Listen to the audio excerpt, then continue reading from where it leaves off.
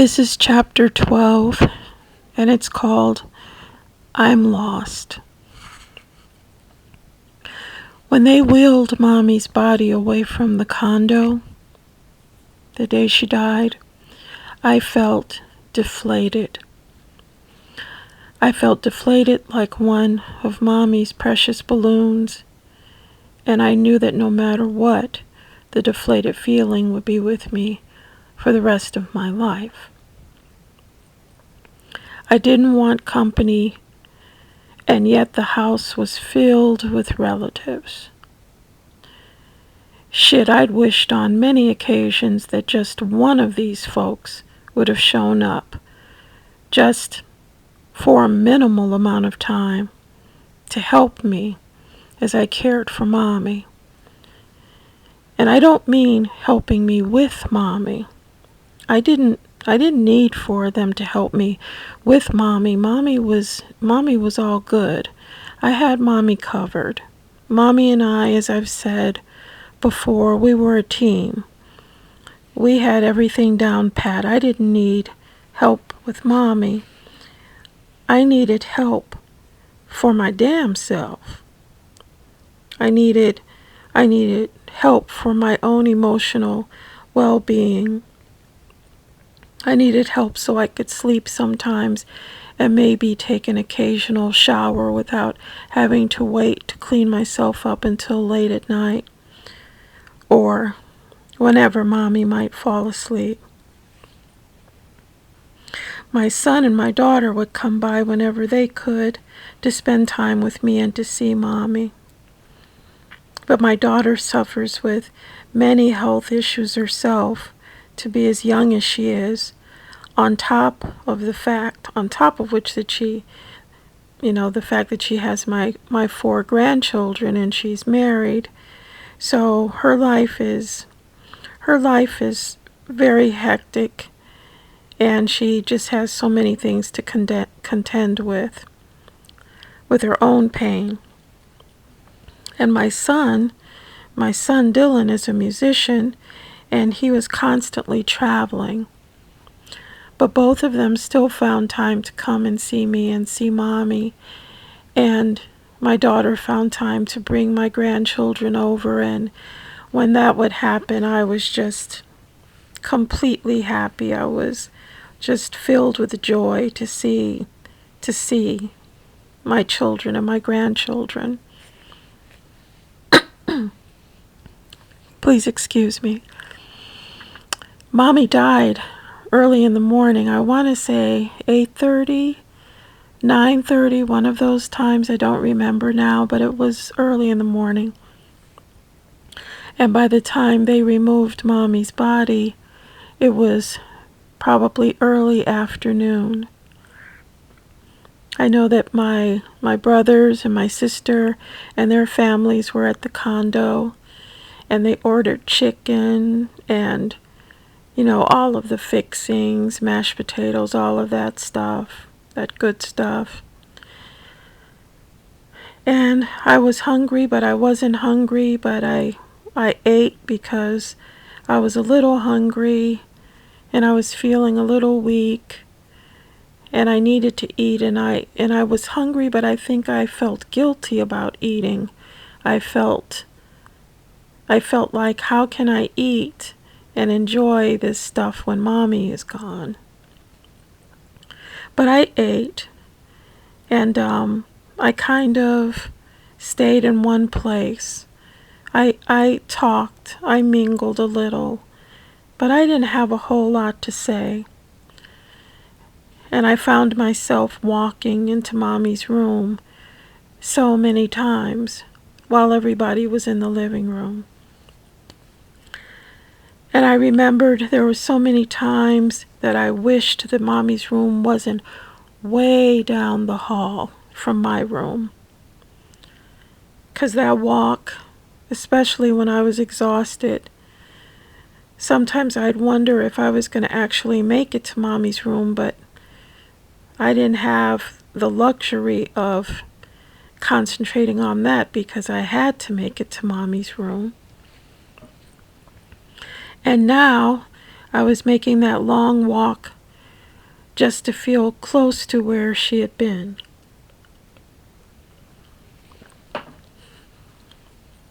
I just needed to be in her room because it smelled like her still. And I guess it would, because she hadn't been gone for long, just some hours. But everybody was still in the living room, and they were talking, and they were laughing, and talking about Mommy, and laughing, and eating, and it was like, it was a little party, a little like remember Mommy party. And I didn't want any damn party. I didn't want a party. I didn't want chicken with fixins. I didn't want any of that. I didn't want any of that stuff that I had dreamed of having for so many weeks and months. I dreamed of company. Anybody. Any kind of company I dreamed of. I dreamed of not hearing screams from Mommy and crying, and not even crying, sobbing from Mommy, and hearing her pleas to God to have mercy on her and have mercy on her body and to please take the pain away. And now that I had what I'd been dreaming of, I just wanted everybody to finish their damn chicken and go away from me. And I know that sounds bitter. It sounds bitter saying this, especially after all this time. It's been 2.5 years, and I still feel this way. And I know I shouldn't, but I still do. Maybe I feel like this just a little. Sometimes I feel like this a lot. I try to get beyond it though, but it's still hard. And now that Mommy is gone from this world, I try to live each moment to the fullest.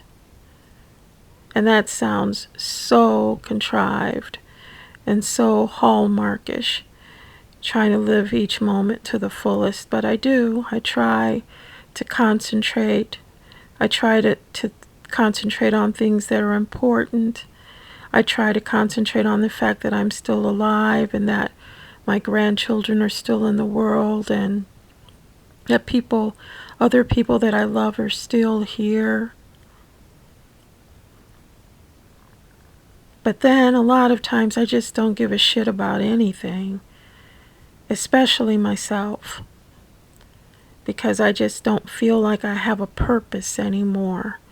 I had a purpose with Mommy. She needed me. I don't feel that way anymore. When the company finally left, when my relatives were gone and some friends were gone, I was elated. I was ecstatic. I was just so happy that everybody was gone, because I just wanted to be in the house by myself. I didn't need company now. I needed it before. So I was glad when everybody left, and I'm sorry if I sound negative, but I'm being honest. I was glad when they left. It was like this comedy called Martin. He's Martin Lawrence, a great comedian, and he would have scenes where he would just throw everybody out. He'd just say, everybody get the fuck out. Just get up. I don't care where the fuck you go, but you got to get the hell out of here. That's how I felt. I just wanted everybody to go. I loved them, but I wanted them to go. And when they left, I started cleaning the condo and talking to Mommy out loud. Not to myself. I was talking to her out loud the way I would and had so many times when she was still with me in the condo. And I would tell her that I missed her and I wished she could come back for just a little bit. Just for a few more moments. And every night, until I moved away from the condo, I would walk into Mommy's bedroom and I would spray it with her Chanel number 5, and I would tell Mommy, "I love you, babe," and then I'd throw her a kiss. And sometimes I'd cry and sometimes I wouldn't. And I'd walk down the hall and I'd find myself looking back several times as I walked down the hall to my room. And I'd always leave Mommy's television on. It stayed on even when Mommy was in her room. It stayed on all day and all night. And the bedroom light stayed on all day and all night because Mommy was afraid of the dark. And I'm amazed that that light bulb never blew out. It never did. But being Mommy in Mommy's room now started to bring me comfort.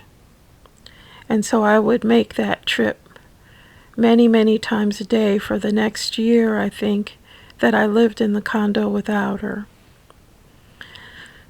And I found myself eating more ginger snap cookies than I probably should have been eating, and drinking orange pop and drinking cream soda and eating chocolate pinwheel cookies because Mommy liked those things.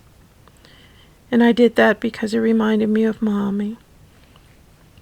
And I found myself spraying Chanel number 5 on myself and throughout the house because I was so afraid of Mommy disappearing in my mind. I was afraid of her disappearing. I was afraid that I wouldn't remember the sound of her voice anymore. I was just afraid, period. And sometimes I felt just like I was going to have a nervous breakdown. But then I thought about the fact that I was going to have something to look forward to. I had something to look forward to. I was looking forward to Mommy's wake. And I know that sounds morbid, but it's the truth. I was looking forward to Mommy's wake because I was going to see her again. At least I was going to see the vessel that once contained Mommy's essence. And I was going to get to touch her face, and I was going to get to give her little kisses, and I was going to get to talk to her out loud. And I knew nobody was going to bother me because the funeral home director knew our family, and he knew how sad I was, and I had already talked to him and let him know that I wanted to be a part of preparing my mother for her special day, her wake. And he said, "No problem. I'll be there in case you change your mind, in case you think you can't handle it, but absolutely no problem." So I was looking forward to that. I was so happy. And only just now, I'm remembering how nice the men were who eventually removed Mommy's things from the house after she died. The delivery men who came to pick up Mommy's bed, her hospital bed, and her oxygen tanks, and her patient lift, and her wheelchair. And when they came, because it was the same guys I remember bringing, who brought those things. And of course, they knew that Mommy had died. And I told them, I said, "Would it be okay if I keep these things for a little while longer?" And they said, "No problem. You can keep them as long as you want, and just let us know." And they gave me a number where I could call them, and then they would come and pick the things up. I think I kept those things for a couple of months. And they just told me that they would tell their bosses that they came and they tried to pick up the things, but nobody was ever home. And I thought that was very kind of them to consider how I was feeling, because I was feeling so sad. This is the end of this chapter.